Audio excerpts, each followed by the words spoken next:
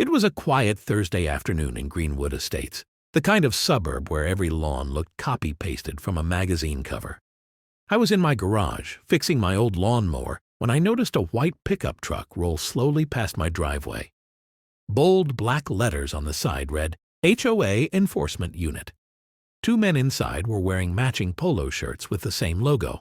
They looked official. Too official.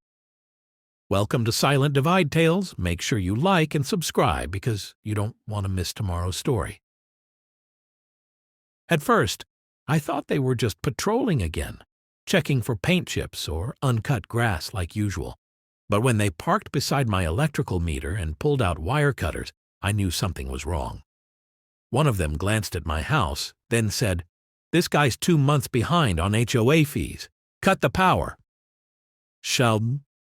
My stomach twisted. I wasn't even behind on payments. I walked out calmly at first, trying to keep my voice steady.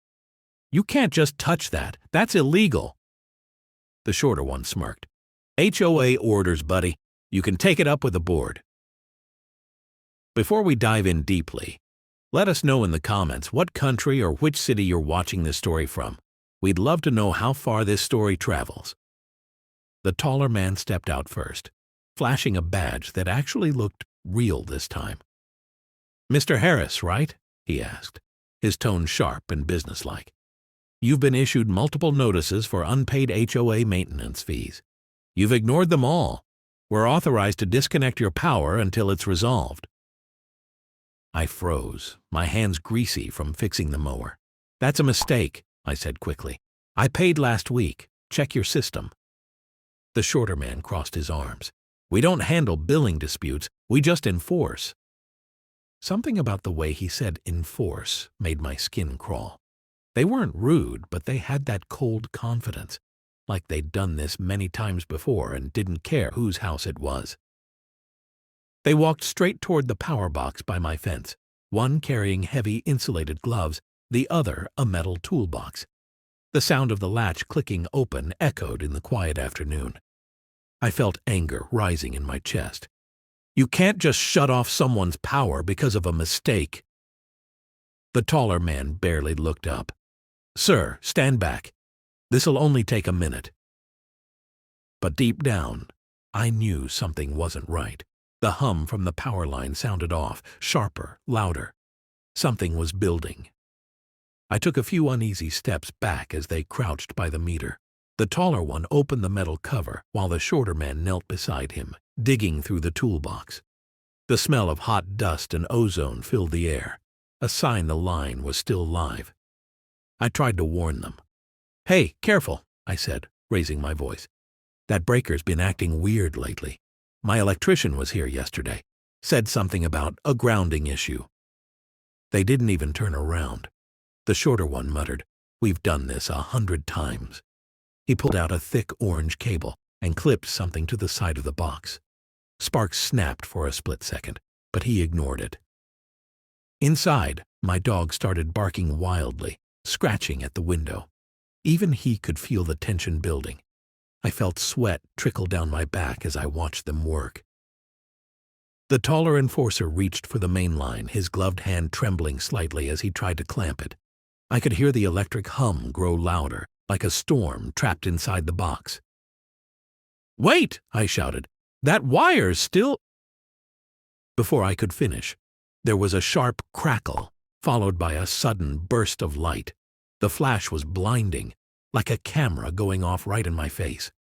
A sharp pop echoed across the street, followed by a low buzzing sound that made my skin prickle. I stumbled backward, shielding my eyes. The smell of burnt plastic filled the air. Both HOA enforcers jerked their hands away instantly. "What the hell was that?" the shorter one shouted, shaking his glove. A thin wisp of smoke rose from the wire they had touched. The taller man looked shaken but stubborn. "It's just a surge. Keep going. We're almost done." I wanted to stop them, to tell them this wasn't just a surge, but they ignored me again. The taller man pulled his glove tighter and grabbed the metal clamp once more. My gut screamed, "Don't do it." Inside my house, the lights flickered wildly. The power was fighting back, almost like the system itself was resisting. The hum from the line turned into a low growl. Even the air felt charged. Then came the second spark, bigger, hotter, louder. The toolbox flipped over from the force, scattering pliers and wires across the pavement. Both men cursed and stumbled backward, their faces pale. But they still didn't stop.